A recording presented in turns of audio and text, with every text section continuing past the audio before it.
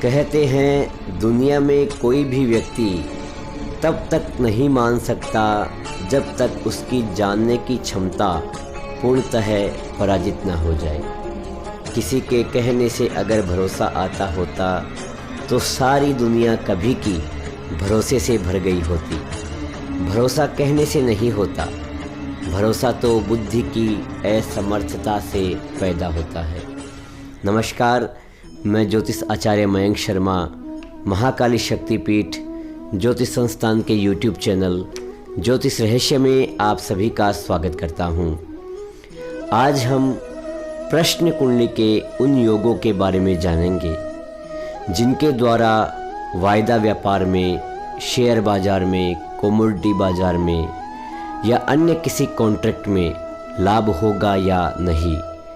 जिन व्यक्तियों के पास अपनी जन्म कुंडली नहीं है उन व्यक्तियों के लिए प्रश्न कुंडली वरदान स्वरूप है, क्योंकि प्रश्न कुंडली के द्वारा जब आपके मन में प्रबल इच्छा हो, आपको जानना हो कि मेरा वर्तमान समय कैसा है, मैं जो कार्य कर रहा हूँ उसमें लाभ होगा या नहीं।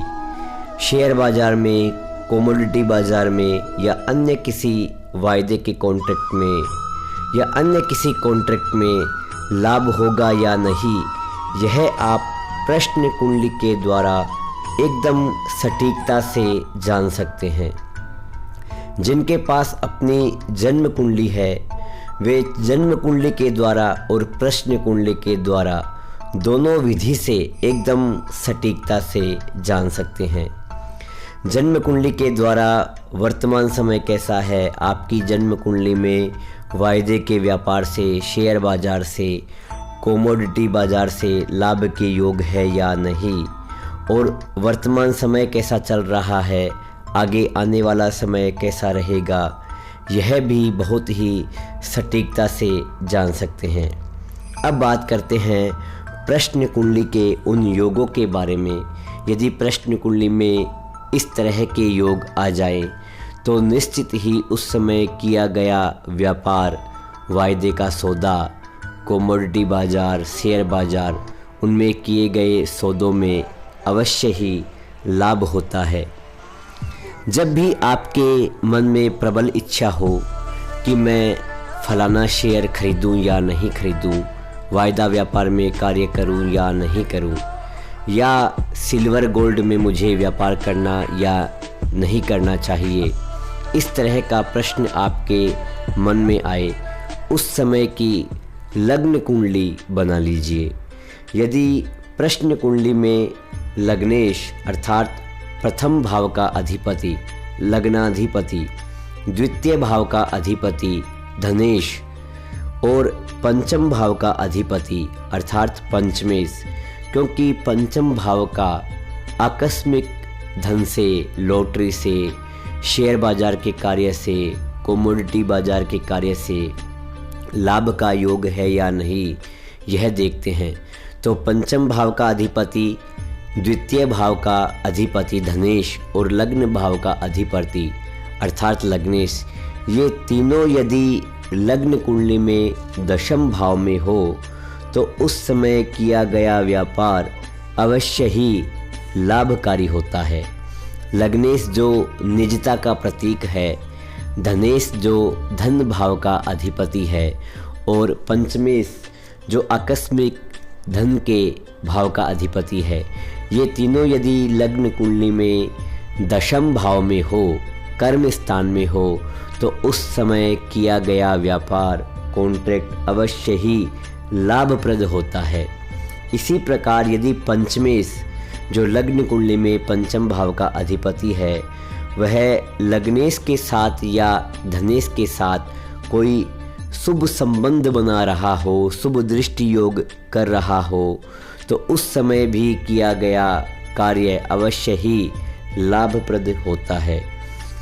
और इस योग में आपको एक बात अवश्य ही ध्यान रखनी चाहिए कि पंचमेश किसी भी अशुभ दृष्टि में, अशुभ ग्रह से कोई संबंध ना बना रहा हो, किसी पापी ग्रह की दृष्टि हो या किसी पाप ग्रह के प्रभाव में हो, तो उस समय भूल कर भी वायदे का व्यापार नहीं करना चाहिए।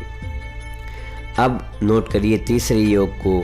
यदि बृहस्पति प्रश्न कुंडली में पंचम भाव में हो, द्वितीय भाव में हो और इन भावों में बलशाली होकर बैठा हो, बलवान हो, और पंचमें केंद्र में हो अर्थात लग्न में हो, चतुर्थ भाव में हो, सप्तम भाव में हो, दशम भाव में हो, तो वह समय भी अवश्य ही लाभप्रद होता है। यदि बृहस्पति धन भाव में हो, पंचम भाव में हो, पंचमें केंद्र में हो, किसी पाप प्रभाव में ना हो, अशुभ दृष्टि में ना हो, तो वह समय भी अवश्य ही लाभकारी होता है। इन योगों में लग्नेश का बलशाली होना अनिवार्य है। ये जितने भी प्रश्न कुंडली के योग है उनमें लग्नेश का बलशाली होना बहुत ही आवश्यक है। लग्नेश जो निजता का प्रतीक है, जो आप स्वयं का प्रतीक है, उसका बलशाली हुए बिना आपको किसी भी कार्य में लाभ नहीं हो सकता। आइए अब जानते हैं अन्य योगों के बारे में।